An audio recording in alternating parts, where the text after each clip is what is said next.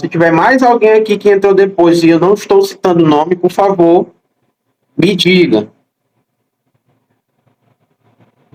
Eu preciso dessa informação de vocês.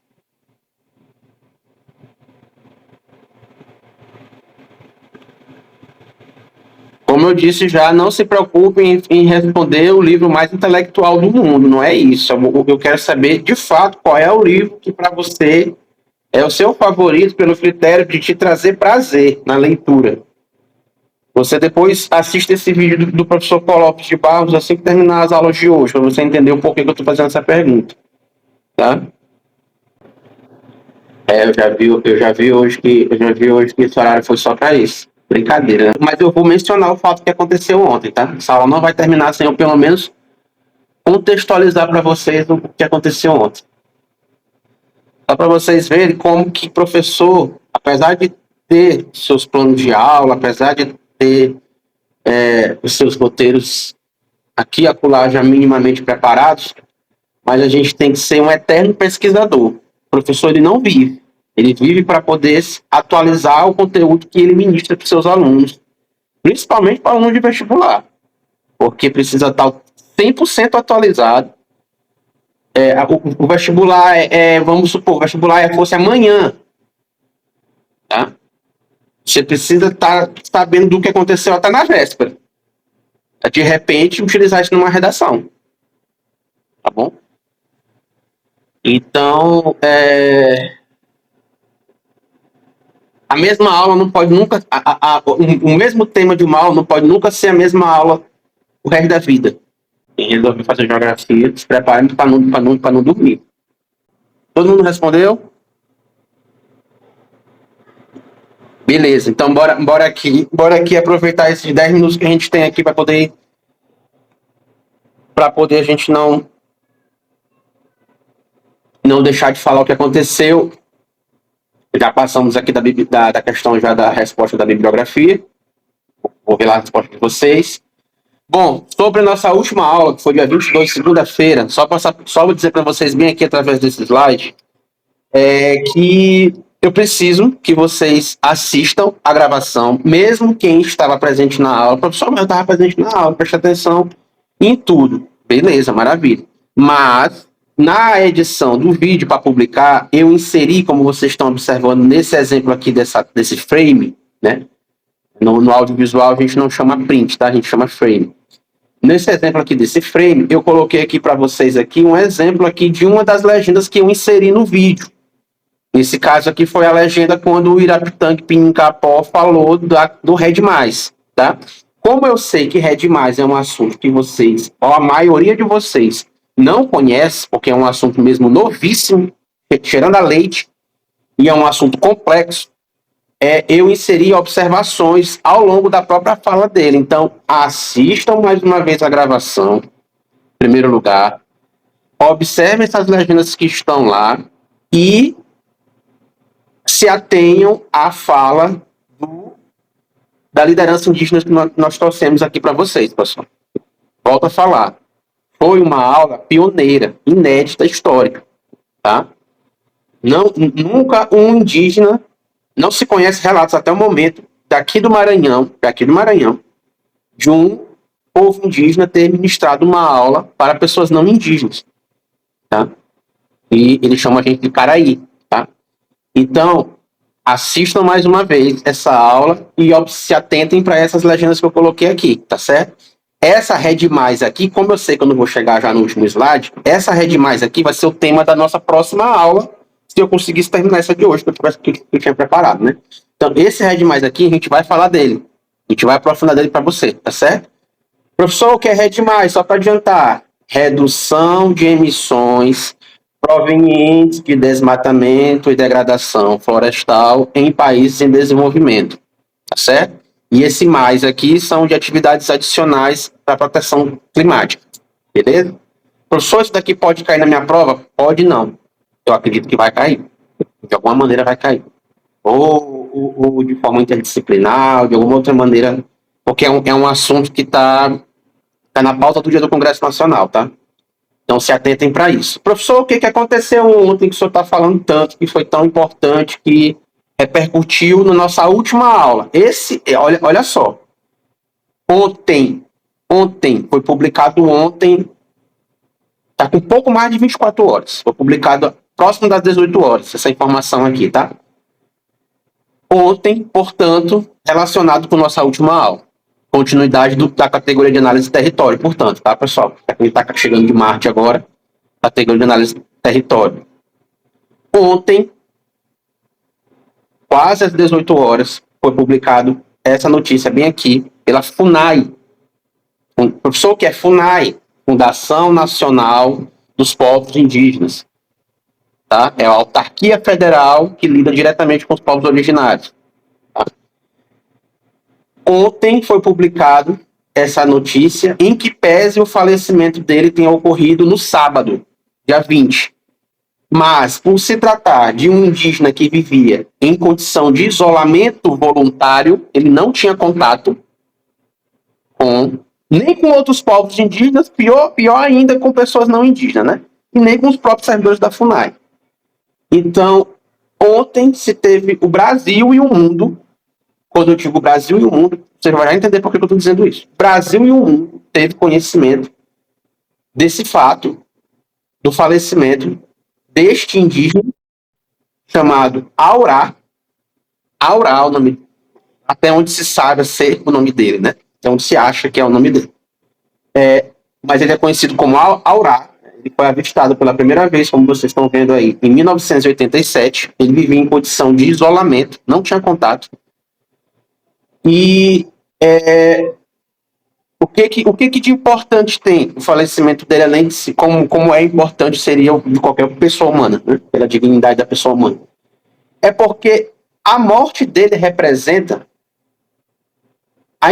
possivelmente a extinção de um povo indígena aqui no Maranhão, que a gente sequer sabe qual é a etnia. Vamos lá. O Irapitang deu aula para vocês segunda-feira. Qual é a etnia do Irapitang, gente?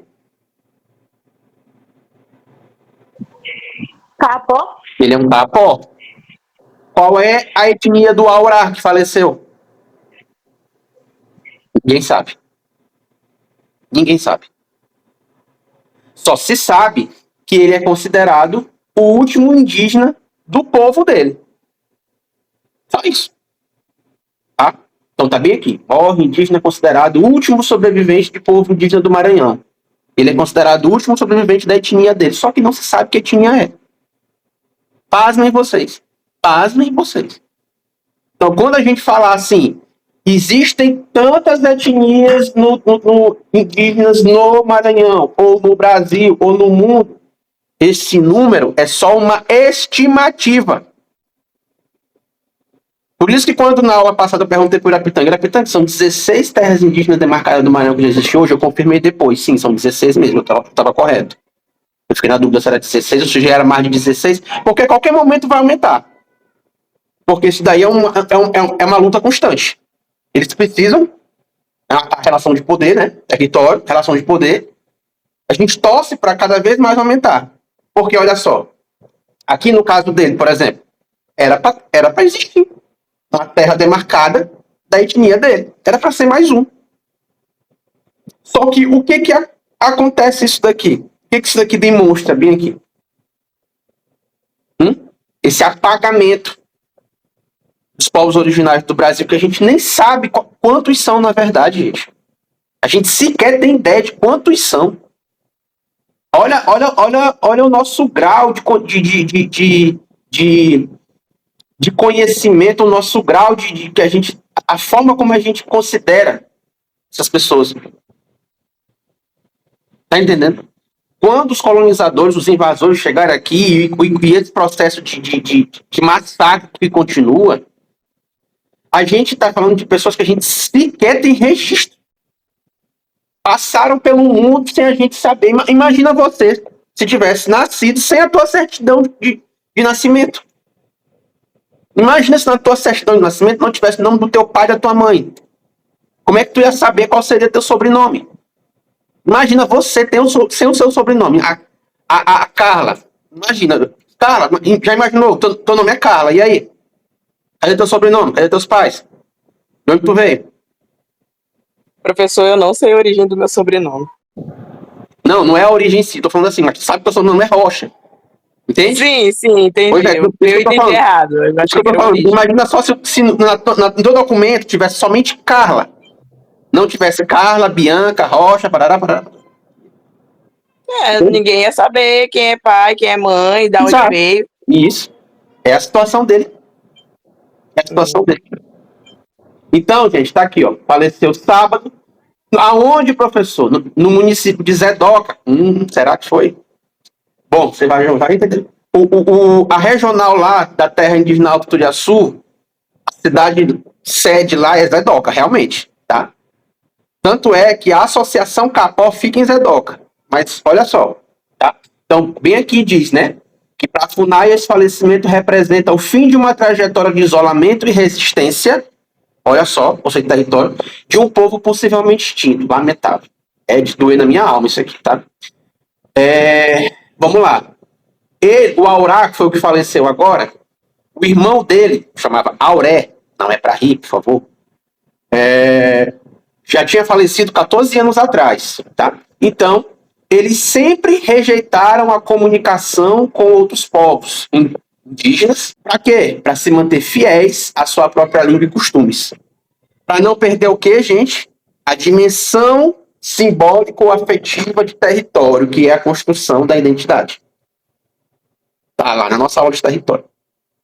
Essas aspas bem aqui são palavras da FUNAI, não são minhas, tá? Mais embaixo, de novo, após a morte do irmão Auré em 2014, não foi 14 anos atrás, foi 2014, desculpa. O Aurá passou a viver sozinho. Aonde é que ele passou a viver, gente? Essa aldeia Cocal ficava onde? Ficava onde? Na terra indígena? Alto Turiaçu. Que, por coincidência, é a terra indígena de quem? Do Irapitã, da aula de segunda-feira. O professor só tem uma bola de cristal, né? E aí? Olha onde é que ele morava. Vizinho do Irapitã. Brincadeira, né? É brincadeira a sintonia que a gente tem assim com a minha grande mestre na educação, a professora doutora Simone Imperatori, ela a gente tem um entendimento sobre essas coincidências quando acontecem. E a gente respira isso aqui, gente, não é brincadeira não. Então essas coisas acontecem mesmo porque a gente respira 24 horas isso aqui e as coisas começam a se conectar. E aí eu quero te dizer só o seguinte, para ir finalizando já, nosso horário está terminando, infelizmente.